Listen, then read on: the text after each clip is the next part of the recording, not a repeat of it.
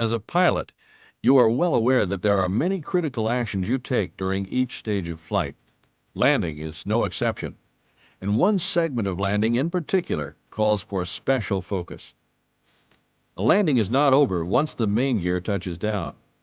Although derotation, the time between main gear touchdown and nose gear touchdown, is extremely short, matter of seconds, your actions during these few seconds will help ensure a smooth, trouble-free landing.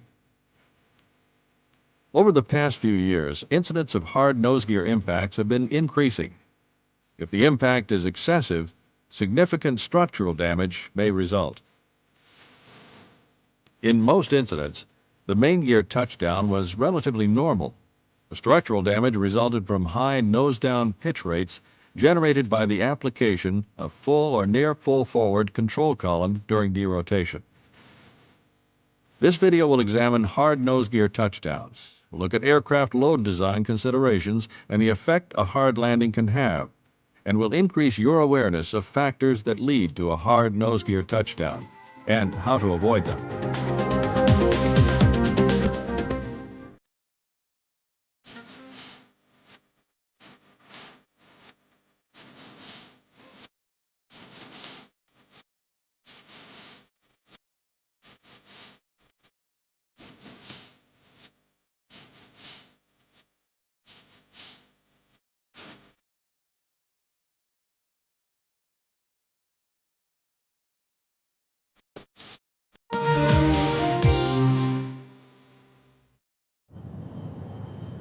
Let's begin by examining a typical hard-nose landing incident.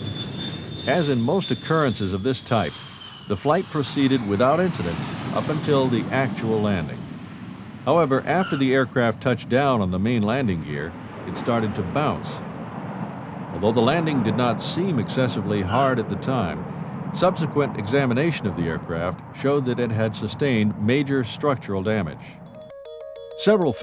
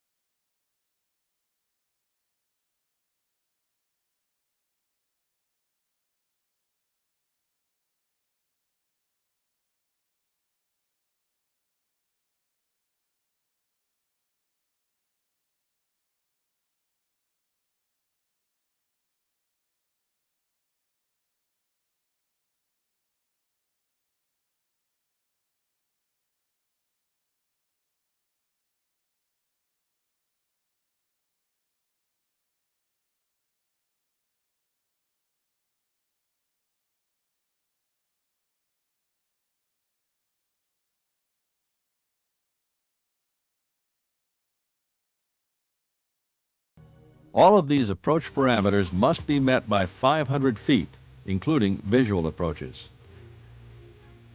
The speed brakes should be armed for landing and the auto brakes set for the appropriate conditions. During heavy manual braking or heavy braking due to a high auto brake setting, increased back pressure may be required during derotation to reduce the derotation rate. At the start of the flare maneuver for your airplane, smoothly increase the pitch approximately 2 degrees to reduce the descent rate, and smoothly reduce thrust to achieve idle at touchdown. Ideally, the main gear touchdown should occur simultaneously with the thrust levers reaching idle. After main gear touchdown, assure that speed brakes have deployed and initiate reverse thrust. Smoothly fly the nose wheel onto the runway by relaxing aft column pressure.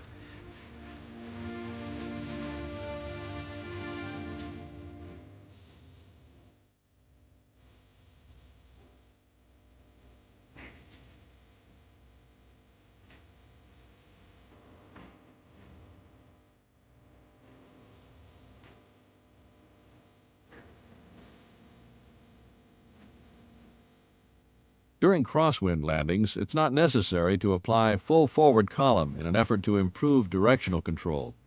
Use only light forward control column pressure. The rudder provides the required directional control until the airplane is at a relatively low speed, and the rudder pedal nose wheel steering is used to complete the landing rollout.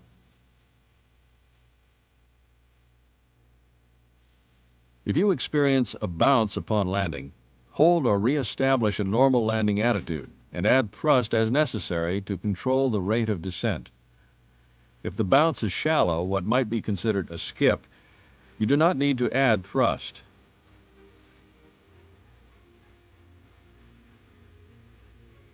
If a high hard bounce occurs, initiate a go-around.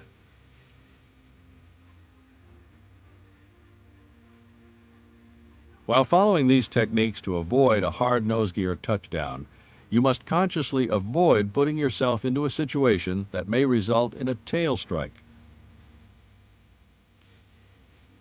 To do this, do not allow airspeed to decrease below a minimum of VREF plus 5 until starting the landing flare maneuver. Do not use stabilizer trim prior to or during the landing flare, and do not hold the airplane off in an attempt to make an extremely smooth landing.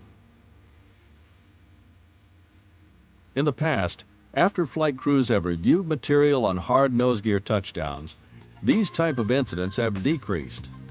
Incidents tend to increase as time passes between formal training sessions. Review this video and other material frequently. Avoid placing yourself in a hard nose gear touchdown situation.